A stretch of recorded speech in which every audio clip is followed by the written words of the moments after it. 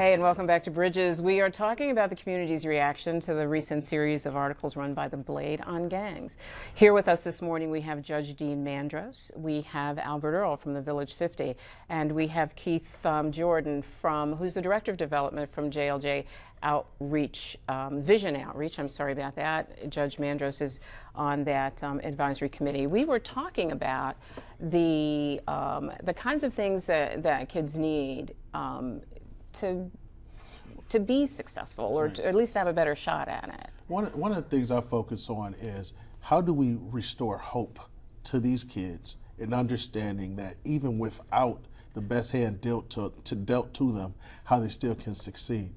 One of the biggest issues is we're teaching the kids how to survive in the situation that they're in, but we need to teach them how to succeed through this situation that they're in. A lot of differences is in that aspect, because these kids will get by, but we don't want them to get by. We want them to understand those tools and become more recognizable within themselves to plant that seed into other people in that community. When we're looking at our grassroots organizations, it doesn't have to be an actual titled organization. It could be the young man on that block that takes the time to teach the 3 kids on that block how to dribble a basketball. That role model, that mentorship evolves into being somebody that can look as a leader to him or those children that they can look up to and be positive. I want to reflect back on what Mr. Earl was saying when he was talking about the identity of these kids are using this article to be, to prevail as being something of substance. What he's saying is, these are kids that go back into their community and be like, yeah, you see, we're out here. They talked about us little heads and everything. And then they go back into the school and they're happy to claim, I'm a little head. But then there's agencies that are in the schools, or there's teachers that have to tell that 18 or 24% of this population in there that are on a positive road to say, don't deter yourself because it's hard. And yeah, they're in the newspaper being glorified for doing negatives. And when they go back home in that community, they're going to be hearing about the positive negative, so to speak. You hear where I'm coming from? They look at the negative behavior and it gets a positive glorification. I got shot by a... Right. But if you get it no other way. That's why we have to make sure we give the strength to those people that are doing things to help survive. Well, how do you do that? I mean, how do you pull people out of kids? And all of these folks are not 14 years old. I mean, they're much older folks involved in this process. Right. So how do you give people the courage to step outside of what's comfortable, even if it hurts? I mean, sometimes you get comfortable with what doesn't feel good for you, what doesn't work good for you. You get comfortable with that. I think it takes constant teaching from role models or parents. I think it's take constant teaching. I strongly believe that men, particularly in the African American community, have to step up. Because a lot of the young men that's doing some of the things that they're doing are fathers, are guys I went to school with. You just got to step your game up and become a father to your son. Because but sometimes you're talking, Albert, to people who don't know how to be fathers themselves. Actually, you know what? And I think that may be right in some cases, but I think a lot of these guys know how to be fathers. They're running away from certain responsibilities for certain reasons. Yeah, I would really agree with that. Yeah, I mean, for whatever reason. It could be because of the relationship with the woman. Who knows? But the bottom line is, you can't hold on to that forever. You got to step into manhood one day and say, you know what? This is my responsibility to be a father, a good father to this young man. You're right. And every man should know that your life is markedly better if you have a good woman next to you. I just want you to know that. I want you all to understand that. And before we move, you get it, right? You know my wife, I know so your you- wife well. That's right. You lucked out. Well, You did. I did. But just to build on that theme, these young people need a realistic alternative to what they're involved in.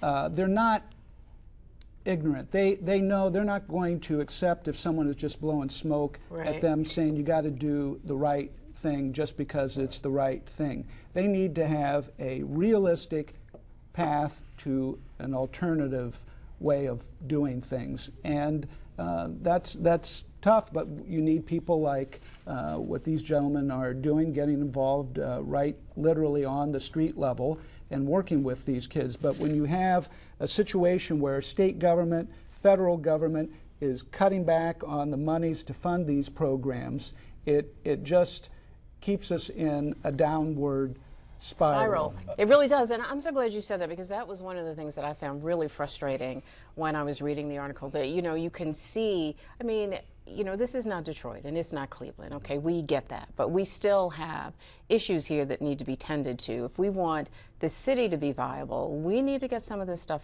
under control. Absolutely. But the funding for those kinds of programs is beginning to go away, very steadily but very surely. What do we do about that? You still do what you have to do. That's one of the things that the Village 50 did that really made me happy. When we first organized, we had no funding. To this day, we still have no funding. We volunteered. I don't think people today believe in the power of sacrifice like they used to. Right. We can do this without money. Love, I don't think, cost. We have to show these young men and women that we love them, regardless to where they live, regardless to what group they belong to, what hood they belong into. Love them. They need to see more than just me and Keith and other gentlemen that we work with in the community, showing them love, showing them the things that they could do to become successful. People got to be in the mindset of really wanting to make a sacrifice. Yeah, I want to talk about that for just a minute, but I want to ask before we get back to that in these last few minutes, have we hurt that process? Have we made people afraid of this group of folks? No, I don't. You don't think the article did that, Judge? You don't think the article? No, I would say it certainly has raised the level of consciousness and awareness of this, and yes, people are going to be concerned about this, and maybe to a certain extent they should be. As I said, those of us in the criminal justice system, this isn't really new information. Right. A lot of people have lived under the umbrella of ignorance is bliss, and they weren't aware of it, and now they're going to be aware of it and are going to react differently, and it may have impacts, just as you said, to young people who aren't involved in a gang. Or people who want to help, and the other thing though too, when we talk about the people who aren't concerned about it, those of us who live in these areas, you know, who live in the central city, I mean, we know this wasn't new for us either. It's new for people who never been there, who don't live in those areas. But does it hurt in these last few minutes that we have to talk about it? How do we get those folks in, Albert? How do we get people to mentor? They have to want to do it. I mean, they just have to want to do it. We got to continue. We got to get to a point where we can't worry about who is not going to do what we hope they would do. We all know this. Exactly. We can't want something for somebody that they don't want for themselves. I think if all of the agencies and people that do mentor decide that it's finally time, we come together and collectively work together instead of working outside of each other, we can make more of an impact. And it can't be about dollars. I'm sorry for agencies that's looking for dollars and their focus is that. But that can't be what drives you. That can't be what drives you. It's got to be the love for these children. Let me ask you this, yes or no, does gun control help? Yes or no, 2 seconds. Gun control has its place.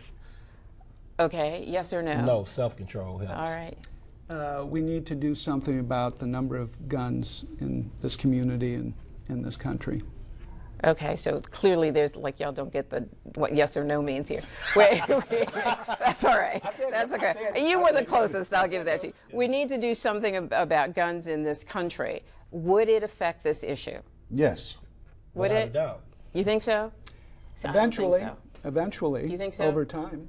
I don't think so. You're right. There's so many guns right now that are available that putting a law outlawing guns would not make an immediate impact. It would take years and years and years. And think about what law has there ever been that has stopped somebody from getting what they wanted to get or doing what they wanted to do. That it doesn't work. I mean, it certainly, we need laws, absolutely we do, but that can't be the only way to manage this issue, I don't think. There was one thing I want to go back to Mr. Earl was saying. that we have to eventually have these kids on autopilot, where they get to learn what we're giving them the information to succeed, and from there on go on with it in their everyday lifestyle. You know, you're so right about that. But, you know, and we have like 30 seconds left, but I need to say that we say that stuff all the time and people hear us say that stuff all the time. And what is missing is that bridge between saying it and making it happen. There are some organizations that are out there trying to make it happen, but it's so complicated. I guess if we had more unified voices and more Right. unified Everybody's resources, working in silos. That's right. rather than- We'd be better. You know, we got to go, but you guys got to come No, back. we But don't there's wanna so go. much more to talk about that. I know you do. We got to go away for just a second. We'll be right back.